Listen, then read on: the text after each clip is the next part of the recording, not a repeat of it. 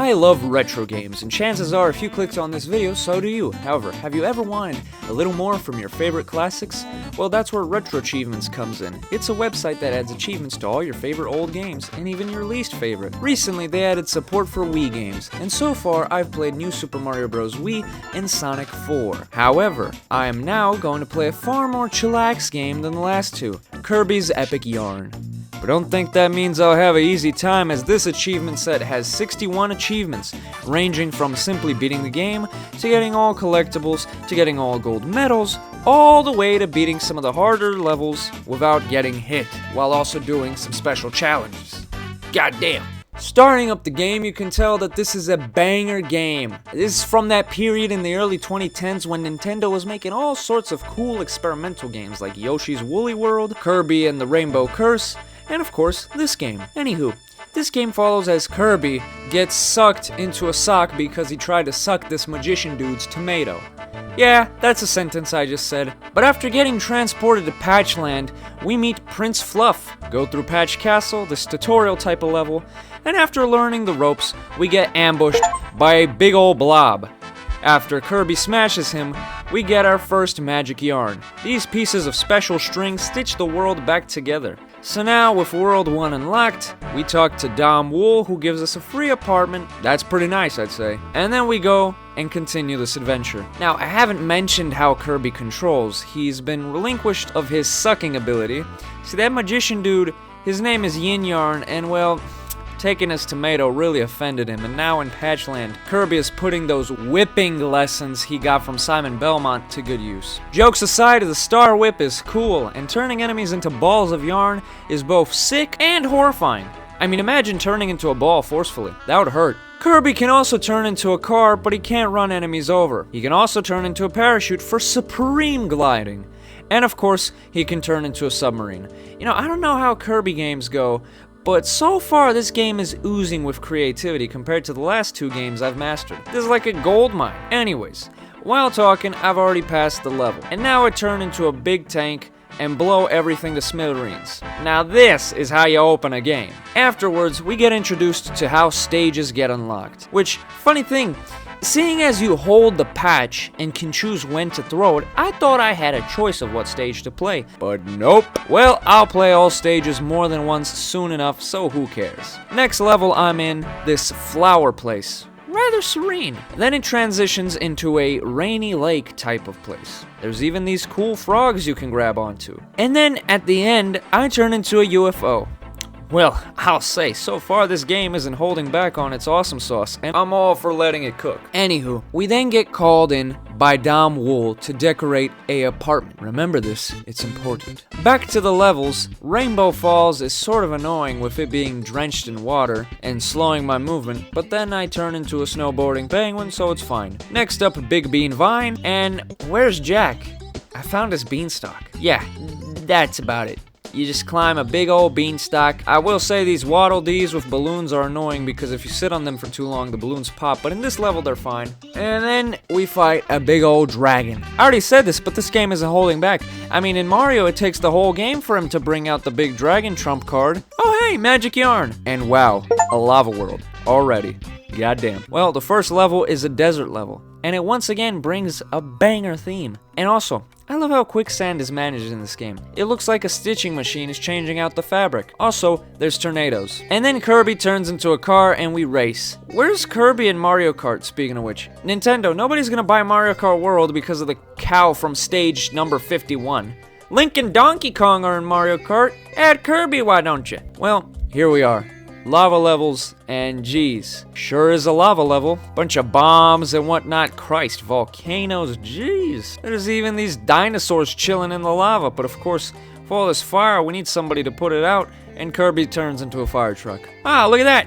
A rising lava section that I embarrassingly failed my first try. Well, of course. There is no game over state in Kirby games, but dying is bad enough. Surprisingly, after those warm climate levels, we transition into Cool Cave, which judging by the color palette is indeed not of the highest temperature. And I'm not gonna lie, but this level annoyed the hell out of me. See, there's this section where the floor is shifting and I constantly got crushed from the ceiling, but after that was this stalactite part, which was pretty cool, But then Kirby turns into something with a wheel that looks like those eyes from Naruto. Anyways, using this contraption Kirby got into, we rip through all this cotton and are done with the level. Then we go into Dino Jungle, which I mean, wow. Look guys, I already said this, but damn, the creativity on display. This world alone, we went through like 4 ideas so far. Though I will admit it does become a little bit unfortunate to realize that such levels only appear once, as they could have been turned into whole worlds. Anyways, I don't like riding these dinos' heads because of these stupid bees that barrage me. Also, these 2 dinosaurs I had to jump from mouth to mouth, trying to not get turned into Dreamland Gourmet. This world's boss is Kentucky Fried Chicken. Nah, I'm just kidding. It's a big old turkey, cosplaying as a phoenix. Oh my god, now this is something I love in games. When there's either a world where everything is big and you're small, or like this game, where it's a confectionery world. Well, to be honest, any food-related levels in games are fascinating for me. I mean, Pizza Tower is one of my favorite games of all time. But yeah, Yin Yarn is gonna jump King DDD soon enough, unfortunately. As for Kirby, he's off to toy tracks. Well, look at it. I was just talking about how much I like big, small levels. Here we have one such example. But I guess we are in the UK, as there's all these British guard fellows. Also, these big old robots and these cool toy duck carts. Anywho, after patching up this poor teddy bear's foot injury, Kirby becomes a train. I don't like this transformation, it's very hard to control, but after scraping away from that, we go on to Mushroom Run, which looks like a children's book illustration. The gimmick here is bouncing on these mushrooms. Then we go into Sweet Street. Well, I've not got much to say besides this level is delicious. Melody Town it is, and I love how stepping on the instruments plays a note. Kirby even becomes a note himself here, and that's pretty cool. But now comes time for the horrible, horrendous, hideous Squashini, which starts off with this Garden Warfare reminiscent slots section. But no, it's not me getting to choose what boss I get, it's what attack I get. He either does a hat trick, or what the hell, he strapped me to a bomb! Or he throws cards at me. Anywho, after squashing Squashini, I go to the summer world, but not before Kirby shows Prince Fluff that he's no fluff when it comes to fluffing down a big old cake. In the Splash Beach, start off during the night, but then after peeling the moon off, the sun wakes up, and now was proper summertime. Speaking of which, I love how they did the lens flare. I mean, I love everything about this game, but like, damn, this especially looks fancy schmancy. Then we see why they call this Splash Beach. I mean, look at these waves. Blub Blub Ocean is a rare example of Waterworld done right, because in this game, pressing a button doesn't make you go up, it makes you go into the direction you're swimming in, so it isn't quite so insufferable. Anyways, Kirby is a dolphin. Funny, I'm playing this game off Dolphin Emulator, and now Kirby is emulating being a dolphin. How's about that, huh? Secret Island isn't so secret at all, but playing it tells a different story, as you gotta go between background and foreground elements and solve a sort of puzzle to get to the end. Deep Deep Dive is one of those types of levels. The scary kind, where big anglerfish chase you and stuff. Also, there's a shipwreck. Oh hey, Capamari, let me cap this fool real quick. And wow, a snow world. Quite the climate shift. Unfortunately, however, I'm not the only one experiencing rapid change, as DDD gets jumped by Yin Yarn, ripped to the goat. Anywho, going into snowy fields, we've got these annoying as all hell snowball waddle dees. Besides that, I've not got much to comment on this level. Then on to Cozy Cabin, and it actually isn't cozy, as I gotta get out of there as fast as possible due to this curtain thing. Mountain Slide is next up, and boy oh boy do I like snowboarding and pulling off crazy tricks. Afterwards is Frosty Wheel, where Kirby, instead of becoming a car, becomes a sleigh when I spring. It's a pretty fun level to blast through. Oh hey, King DDD. Oh hell nah, they turned him into Spamton! After knocking King DDD out of his Spamton phase, we see something horrifying. Dreamland is turning into yarn, and Meta Knight gets sucked into the sock. Oh hell no! Oh look, we're in the future. Again, I must mention, this game is cool as hell. We're in the future, even though every other world was in the present. Anyways, I like these electric things that when you pull, they turn into safe platforms. Yo, they made a level about me! Tube Town. Except I don't think the tube refers to YouTube, but rather cathode tube like television. Also, I guess I should mention there's these yellow guys that have appeared in prior levels, but here you connect them to sockets so that the electricity isn't static. That's pretty cool. Mysterious UFO has this annoying as all hell gravity mechanic, but it isn't that bad. Afterwards, we see a very cool level, Stellar Way, where Kirby is jumping from planet to planet, star to star, and then he turns into a rocket ship that shoots stars, Space Invader style. And then we fight Meta Knight, who is very fancy with his blades, so much so he has 4 of them in a collector's edition type case, and after yoinking all 4 away from him, he sobers up and says he blames the yarn. Jeez, good thing Kirby didn't suck that tomato up in the beginning, huh? Anyways, Prince Yarn has his own teleporting sock, and we all go to Dreamland, even DDD, though he doesn't make an appearance after this, unfortunately. In Dreamland, we go through classic locations like Wispy's Forest, Castle DDD, Tempest Towers, and Cloud Palace. Wispy's Forest is much like the first level of World 1, but hard, because this is the end game. I mean, for example, Wispy Woods over here keeps dropping these stupid spikes. Tempest Towers is very annoying, as I am constantly being pushed by the wind, and Christ, this level sucks. Cloud Palace, on the other hand, is more my style, as after going through the level we see this Cuphead plane type of transformation, and after beating up this Cloud fella, this is the second time by the way, we're off to DDD's castle, where I parkour from cannonball to cannonball, and yeah. After beating the level, Yin Yarn turns Dreamland into Darkland, and I'm off to show him who's boss. Anywho, he spawns Fangora, the first world's boss, making me think that this is a boss rush akin to Sonic 4's final boss, but nope, as after that we don't see Mr. KFC, we see Capamari. After he's dealt with, I throw some enemies at Yin Yarn and pull him by his big ol' schnoz. And then his stitching sticks stitch him into a big old tank.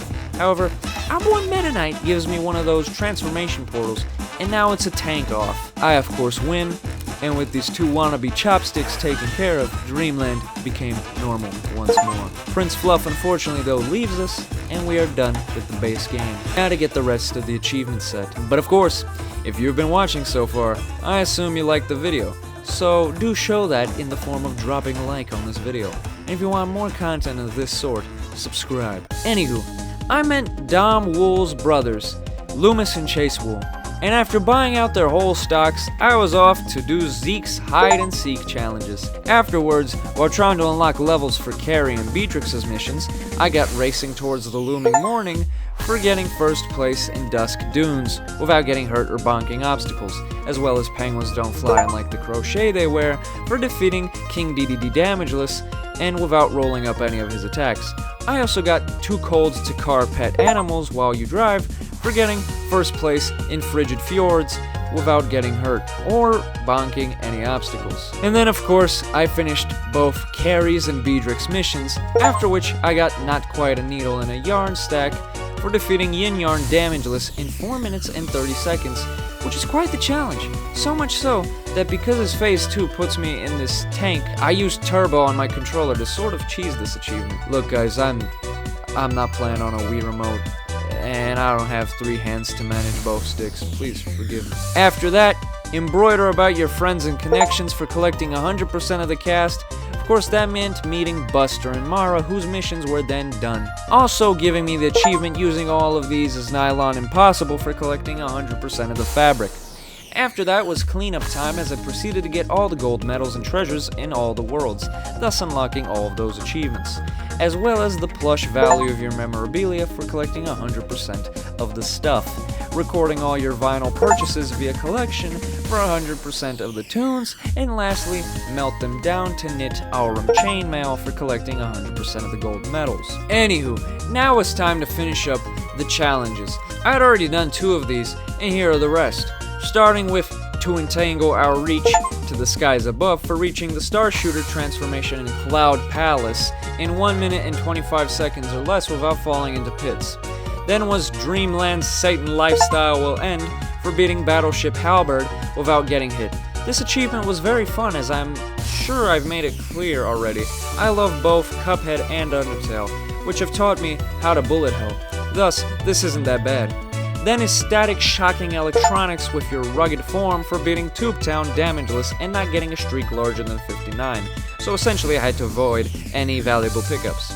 In space, it seems nobody can hear your screams is next, and true that, as this achievement sucks. That is, if you're stupid, and I was, but after figuring out this Cloud guy's gimmick, I beat him in a jiffy. And now was stuffing yourself for your volumetric return for beating Evergreen Lift without getting hit, frozen, snowballed, and rolling up enemies or objects. This got tricky when the snowball guys appeared in mass, but otherwise was fine.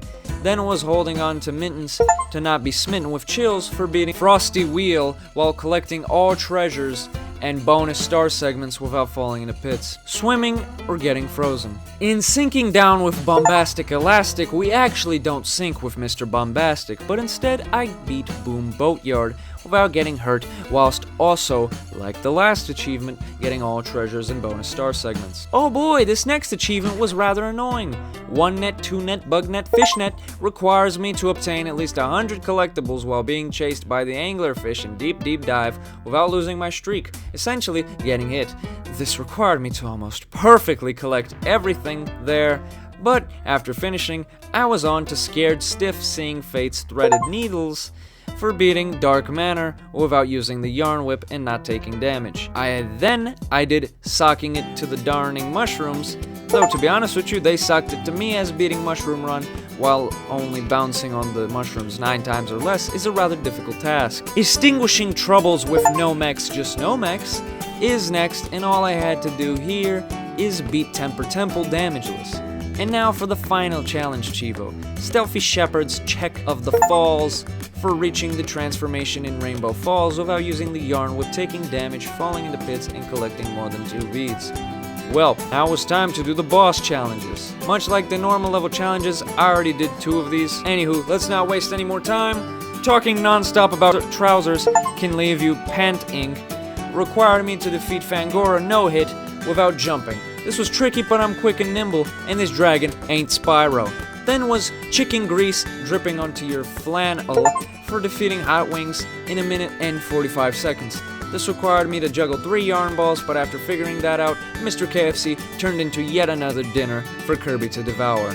Squash and stretch your tablecloth out of existence has nothing to do with the name, though most of these achievements actually have nothing to do with their names anyways. I need to get 4,000 beads and not break my streak while fighting good old Squashini. This was no problem. You caught on to the fact you lacked taste in Fashion Stalacto, had me defeating Capamari while only grabbing both sections of its cap and a single Octopi. Then was weaving between cuts out of sheer will. Oh boy, isn't this fitting for the final achievement, a duel of the most epic fashion. Well, I had to defeat Meta Knight damageless while also not going above the height of these platforms. This was rather difficult, but I haven't mentioned this about the last 2 games I've mastered, but RetroAchievements masteries truly are masteries, as after doing a set for a game, I'm suddenly playing like a pro, and after taking Meta Knight out, I was done with this yarn business. Its mastery clocked in at 26 hours and 48 minutes. Kirby's epic yarn is both epic and cute. I do in fact now see why this game was recommended to me by a viewer, as this is just a wonderful experience. Hopefully the other Kirby games also have this much creativity, passion, charm, and fun in them. Happy achievement hunting to all you wonderful viewers who watched to the end, and I guess I shouldn't tell you this, but like and subscribe.